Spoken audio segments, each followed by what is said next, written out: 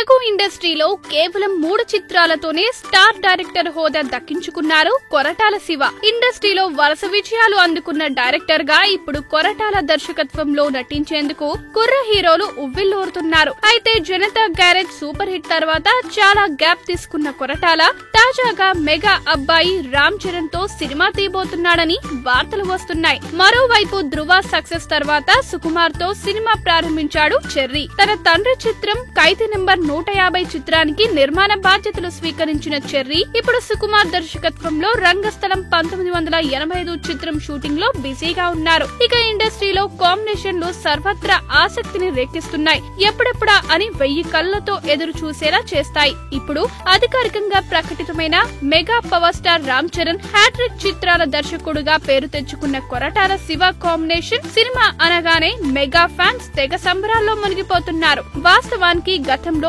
Cherry Koratala combination లో ఓ cinema ప్రారంభమై పూజా కార్యక్రమాల తర్వాత ఆగిపోయింది. మళ్లీ ఇప్పుడు అదే కాంబినేషన్ లో మూవీని తన సొంత నిర్మాణ సంస్థ కొనిదెల ప్రొడక్షన్స్ తో పాటు మ్యాట్నీ ఎంటర్టైన్మెంట్స్ తో కలిసి నిర్మించనున్నట్లు అఫీషియల్ అనౌన్స్మెంట్ వచ్చింది. తెలుగు ప్రేక్షకులకు క్షణం, గాజీ వంటి కొత్త తరహా సినిమాలను రుచి చూపించిన సంస్థ matinee entertainments, Konidela productions, matinee entertainments కలిసి నిర్మించే రామ్ చరణ్ కొరటాల శివ కాంబో సినిమా 2018 వేసవికి మొదలు కానుంది.